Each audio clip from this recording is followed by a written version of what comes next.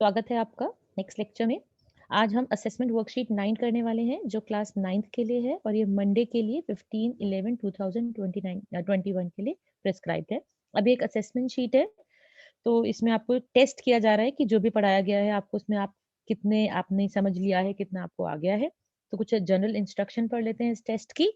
ये जो है एक असेसमेंट वर्कशीट है। असेसमेंट वर्कशीट मतलब आपको असेस किया जा रहा है कि आपके पास कितना आपने सीख लिया है और जितनी भी हमें पहले वर्कशीट्स मिली हैं उस वर्कशीट्स में से या उस वर्कशीट की अंडरस्टैंडिंग पे ये बनाया गया है।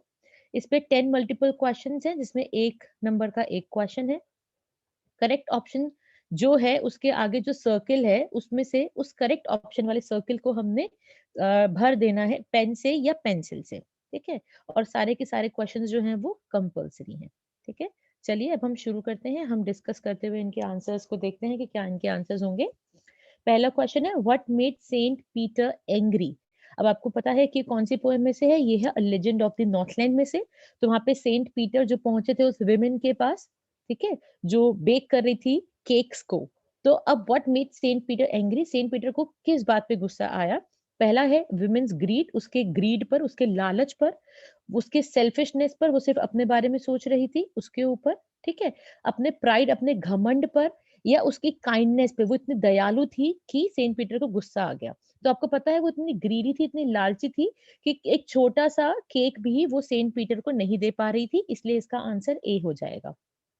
अब सेकंड क्वेश्चन पे चलते हैं। How did the children wearing फरी क्लोथ्स लुक। बेटा ये भी जो क्वेश्चन है ये उसी पोएम में से है, a legend of the Northland में। तो वहाँ बहुत ठंड पड़ती है और वहाँ के जो बच्चे हैं वो पहने हुए रखते हैं, बड़े-बड़े फर वाले क्लोथ्स को पहने रखते हैं, कैप पहने रखते हैं। तो वो कैसे लगते हैं, वो दिखने में कैसे लगते हैं?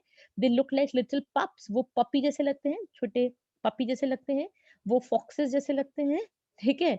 या वो फॉन्स जैसे लगते हैं, या वो बेयर कब कि वो भालू के बेबी जैसे लगते हैं। तो वो कैसे लगते हैं बेटा? वो इसमें हमारी पोएम में साफ-साफ दिया हुआ है, they look like bear cubs, वो कब्स के जैसे नज़र आते हैं। ठीक है? तो फर्स्ट का आंसर ए हो जाता है और सेकंड का आंसर डी हो जाता है।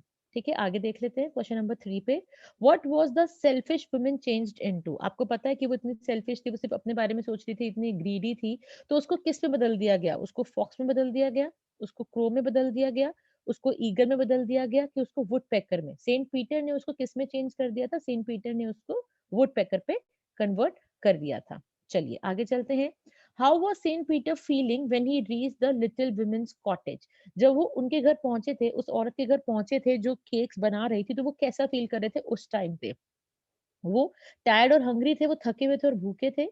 हेल एंड हार्टी, वो बहुत हेल्दी और बहुत तंदुरुस्त फील कर रहे थे। हैप्पी और रिफ्रेश्ड, उन्हें कोई दुःख नहीं था और रिफ्रेश भी फील कर रहे थे। वो trembling with cold and fever, उनको कोल्ड और फीवर हुआ था जिससे वो काँप रहे थे। ठीक है? तो इस ऑप्शन में, इस क्वेश्चन में आपका आंसर बन जाता है टायर्ड एंड हंग्री। वो बहुत थके हुए थे क्योंकि वो वॉक करते हुए आ रहे थे। ठीक है? और हंग्री थे क्योंकि उन्होंने फास्टिंग किया हुआ था, उन्होंने व्रत रखा हुआ था। ठीक है? अब हम आ गए हैं 5th क्वेश्चन पे।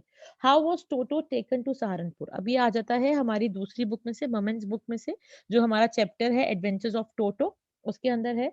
तो अब उसमें आपको याद है कि टोटो एक ऐसा मंकी था कि ग्रैंडफादर उसको घर पे नहीं छोड़ के जा पा रहे थे। जब उनको सहारनपुर जाना था अपने पेंशन कलेक्ट करने के लिए, उनको लगा था भई ये पीछे तो बवाल मचाया देगा, घर में इतने सारे जो एनिमल्स हैं उनका, उनको बिल्कुल भी जीने नहीं देगा और सबको परेशान कर देगा, तो उसको अपने साथ ले गए थे। तो कैसे ले गए थे? एक बास्केट में डाल के ले गए थे, एक लिटिल केज में डाल के ले गए थे, उसके लिए कैनवस का किट किट बैग बनाया गया था, या एक बिग ब्लैक प्लास्टिक बैग बनाया गया था। ठीक है? तो इन सब में से आंसर हमारा है कैनवस का किट बैग, जिसको वो फाड़ ना पाए क्योंकि वो बहुत नॉटी था और मिस्चीवियस था। ठीक है? What did toto do with the writers schools blazer. अब जब ये उसका, जब उसको मंकी को घर पे लाया गया था, तो ग्रैंडफादर से, ग्रैंडमदर से छुपा के रखा गया था। तो उसको एक खूंटी पे, एक पेग पे, एक रस्सी के साथ बाँध दिया गया था और उसी पे, उसी पेग पे, खूंटी को कहते हैं बेटा पेग इंग्लिश में, उसी पेग पे नैरेटर का, उस लड़के का ब्लेज़र टंग रहा था, जो कोट पहनते हैं स्कूल में, वो टंग रहा था। तो उसने उसका क्या हाल किया? ही टोर इट इंटू श्रेड्स, उसके सारे धागे-धागे निकाल दिए। ही वोर इट ऑन इट्स बैक, उसको पहन लिया उस कोट ने। He threw it out of the window, उसने उसको उस विंडो से बाहर फेंक दिया। He made it into his bedding, उसको अपना बिछा के उसको अपने बेड की तरह से यूज किया। तो बेटा आपको याद है उसने विंडो से बाहर क्या फेंका था? विंडो से बाहर वो क्या लेके चला गया था? वो डिश ऑफ पुलाव, जो एक पुलाव से भरा हुआ चावल से भरा हुआ एक जो डिश था उसको लेके चला गया था। इसमें है ही टोर इट इनटू श्रेड्स, उसने उसको उसके सारे धागे-वागे निकाल दिए थे, उसको श्रेड्स में कर दिया था। ठीक है? चलिए आगे करते हैं। बहुत ही ईज़ी क्वेश्चंस हैं। क्वेश्चन नंबर हम 7 पे पहुँच गए हैं। 7 क्वेश्चन कहता है from where did the grandfather buy monkey Toto? Grandfather ने उसे कहाँ से खरीदा था? मार्केट से, मॉल से, शॉपिंग मॉल से, जंगल से या एक टोंगा ड्राइवर से? तो एक टोंगा ड्राइवर के पास वो मंकी था, आपको अच्छे से पता है, तो उसका आंसर डी हो जाएगा। Name the things toto destroyed at the writers home. Writer के घर में, नरेटर के घर में उसने क्या-क्या चीजें डिस्ट्रॉय की थी, क्या-क्या चीजें खराब की थी? वॉल पेपर्स एंड क्लोथ्स, जो वॉल पे पेपर्स लगे होते हैं वो वाले, और क्लोथ्स, हाँ किए थे भाई खराब तो। कर्टेन्स, भाई बिल्कुल किए थे। डिशेस, बर्तन वगैरह, हाँ बिल्कुल किए थे। तो इसका आंसर क्या हो जाएगा बेटा? इसका आंसर हो जाएगा ऑल दी अबव। ठीक है, आगे चलते हैं।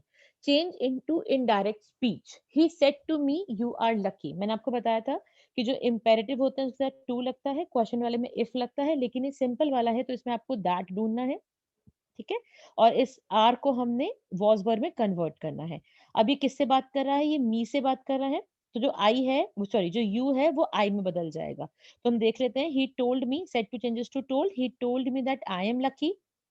इसने आई तो कन्वर्ट कर दिया, ठीक है, लेकिन इस आरएम को वाज वर्ब में पास्ट टेंस में कन्वर्ट नहीं किया, तो इसलिए ये वाला ऑप्शन नहीं बनता है। सेकंड ऑप्शन देखते हैं। He told me that I will be lucky, उसने फ्यूचर बना दिया। फ्यूचर तो बनता ही नहीं है, प्रेजेंट का पास्ट बनता है। He told me that I were lucky, I के साथ कभी वर नहीं लगता, आई के साथ वाज लगता है।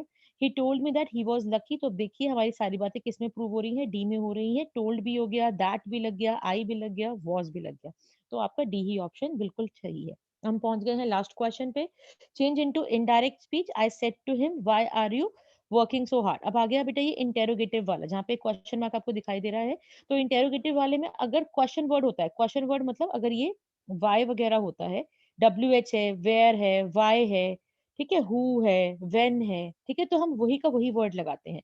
तो हमें वाई तो यूज करना पड़ेगा। अब इंटेरोगेटिव है तो सेड टू चेंज हो जाएगा आस्क्ड में। तो आई आस्क्ड हिम वाई। ये तो देखो चारों में दे रखा है। ठीक है, ये तो हमें चारों में दे रखा है। आगे चलते हैं। मैंने आपको बताया कि इज़ारम वॉज वर्ब में चेंज होगा। ठीक है, इज़ारम तो वॉज वर्ब में चेंज होगा। अब देख लेते हैं इज़ारम वॉज वर्ब में कहाँ चेंज हुआ है? फर्स्ट और सेकंड वाले में चेंज हुआ है। तो हमारे ये दोनों ऑप्शन तो हमारे हट जाते हैं। ठीक है, अब आगे देखते हैं। ऐसी कंडीशंस को आप बेटा हटाएंगे तभी आप कर पाएंगे। अब बेटा इसमें क्या है? इसमें आर यू को ना, वर्ब को हमें यू के आगे लेके आना है। और यू किस में चेंज होगा? ही में, क्योंकि ही से बात हो रही है। तो हो जाएगा why he was working so hard. अब देखिए ये फर्स्ट ऑप्शन है, तो इसका ऑप्शन हो जाएगा ए ऑप्शन। तो इस तरह से हमारे सारे आंसर सॉल्व भी होकर हमने डिस्कस भी कर लिया। ठीक है, आप कनेक्टेड रहे। आगे कोई भी वीडियो अपलोड होती है तो मैं उसके आपको डिस्कशन के साथ सॉल्यूशन जरूर बताऊंगी। Thank you, stay connected.